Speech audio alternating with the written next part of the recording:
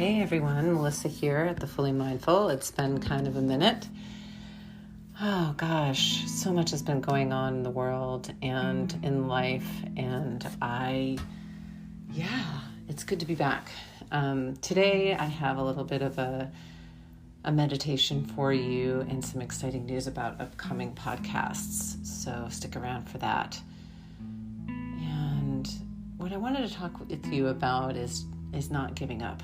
The other day, the story I was telling myself was pretty brutal, and maybe you can even relate to that sometimes. I was faced with some pretty serious doubt, and I was saying the kinds of things to myself that if, anyone talked to your kid that way in the playground would probably get them a punch in the face or, a kick in the shins or calling the principal or something. Basically, my inner bully was out in full farce and looking for a fight. It does this from time to time as human. Funny enough, though, earlier in the day, I was talking to a friend, and she had asked what it was that I needed to know that I was headed in the right direction, because I was feeling a little, off the rudder, so to speak. And I just kind of, responded, I just need a sign, and I mean a really clear sign, not something I could just, swat away. I just needed a sign, and I needed it to be obvious. And then, I kind of went back to living, and I was driving back from our place in Hood River to Portland, and I was just having all kinds of horrible thoughts about myself. Just really just beating myself up with my mean girl. And it was kind of right when those thoughts were in full force that the song Don't Give Up came on my playlist. And it's deep in my playlist, not a song that routinely comes up. It's that one from Peter Gabriel and Kate Bush from, the 90s or something. And I was like, okay, is that a sign? And I wanted to swat it away. And then I was listening to the lyrics, which say, don't give up because you have friends. Don't give up. You're not the only one. Don't give up. Don't give up. Don't give up. And she repeats this. Kate Bush repeats this to Peter Gabriel, who is distraught. Now, it's about a whole different thing that's going on in that story, but the point is, and in the video, if you watch it, they're embracing, and she's just holding him and saying, don't give up, don't give up. And it's just this beautiful moment where she's singing these words to him because he can't say them to himself. He can't reassure himself. He needs somebody else. And I'm reminded how wonderful friends are. They hold us up, they prop us up when we really need it. There's no questions asked, no strings attached. Which reminded me about this potent mindfulness practice that I learned many years ago about being our own friend.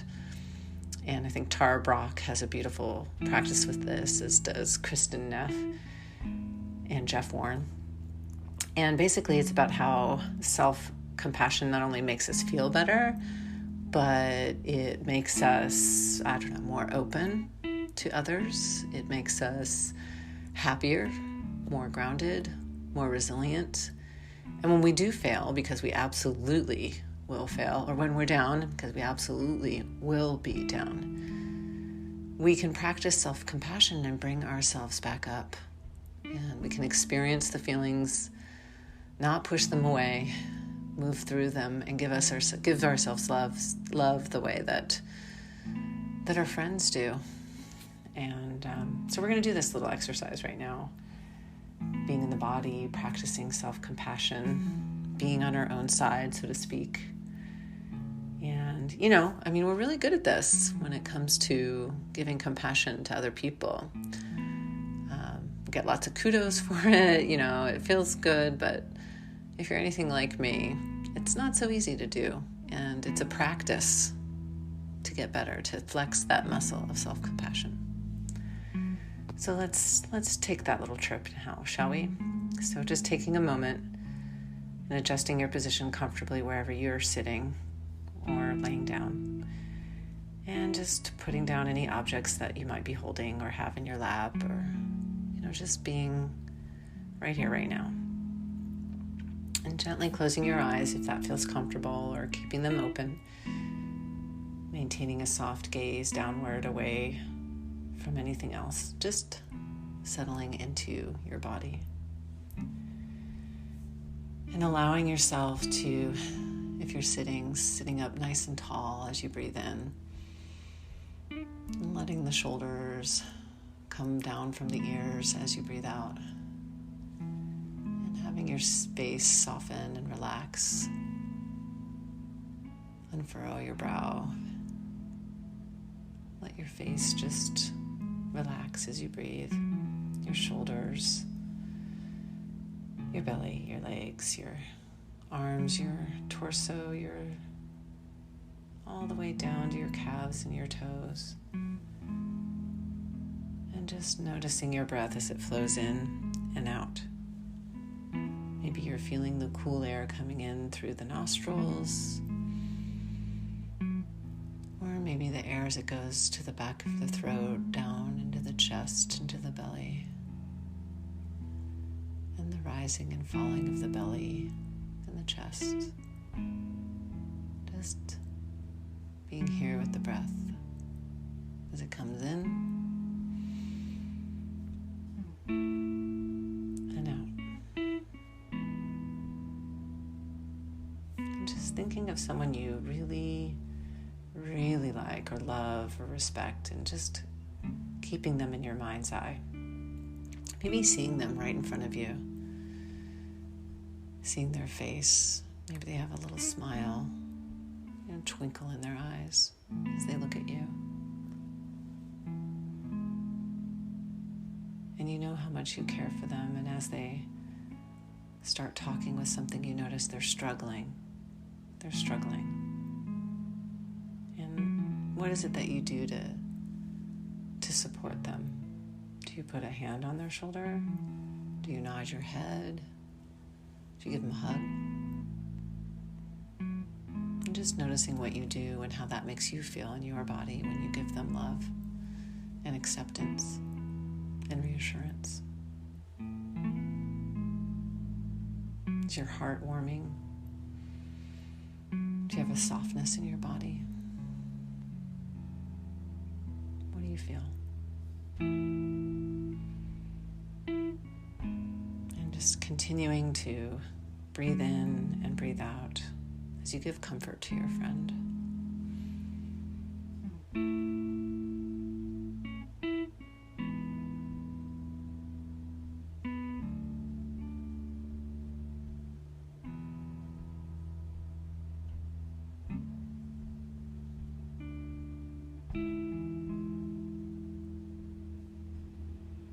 As you breathe in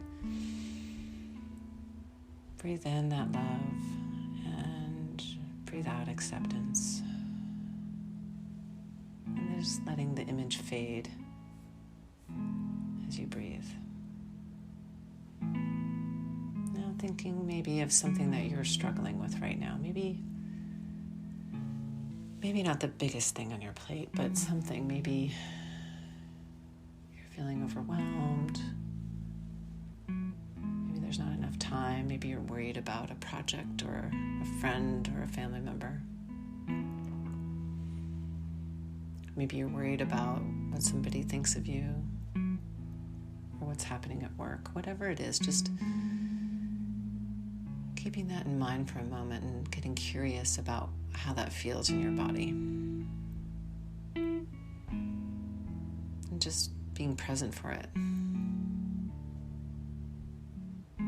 Do you notice any tension in your head or on your face or in your chest?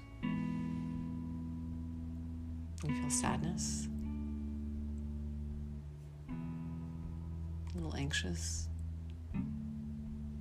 What do you feel?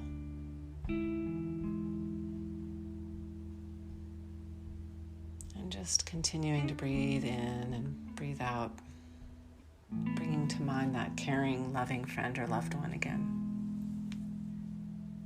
The one who's always supportive, whatever's going on with you. and seeing them right in front of you or maybe right next to you. What would you need to hear from them to feel better? What would they need to do?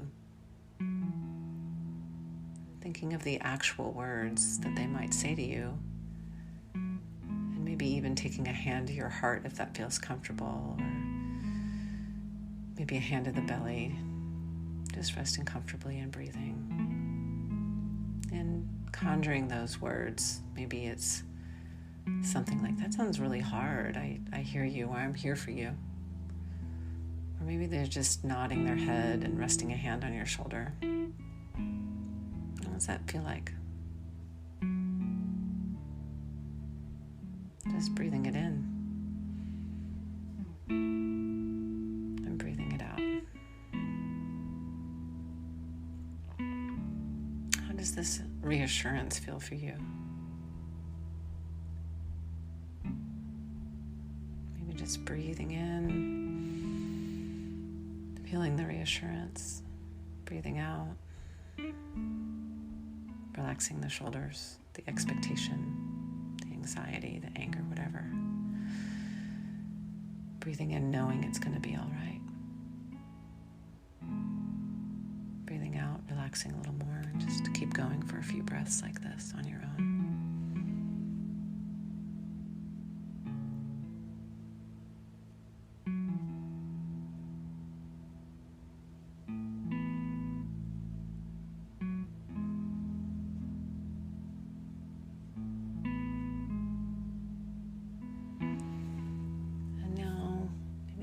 Image of the friend go.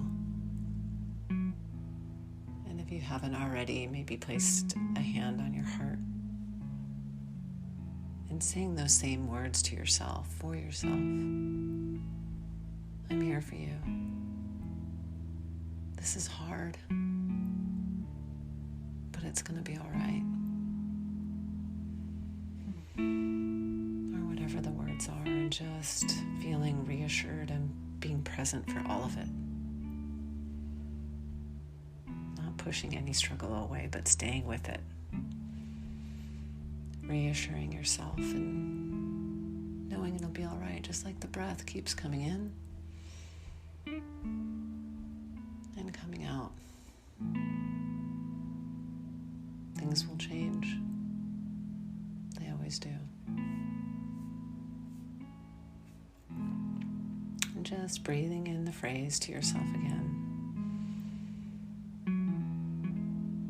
And breathing it out. Just keep going for a little while with this. Just breathing in, reassuring yourself, breathing out, letting it go.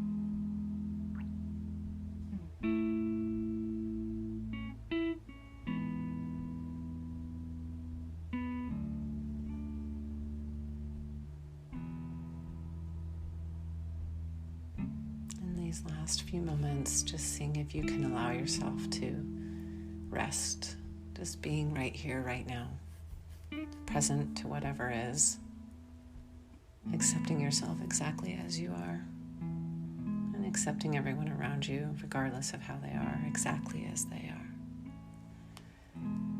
Extending with your thoughts, kindness and compassion one more time to yourself and to them. I'll just end with a little poem that I love by William Stafford, local to Oregon, where I'm from. It's called Assurance. You will never be alone. You hear so deep a sound when autumn comes. Yellow pulls across the hills and thrums, or the silence after lightning before it says its names, and then the clouds' wide-mouthed apologies. You were aimed from birth. You will never be alone. Rain will come, a gutter filled. In Amazon, long aisles, you never heard so deep a sound. Moss on rock and ears. You turn your head. That's what the silence meant. You're not alone. The whole wide world pours down. Well, I want to thank you for your practice today, and really excited to let you know that I have a couple of really great guests coming up, actually quite a few.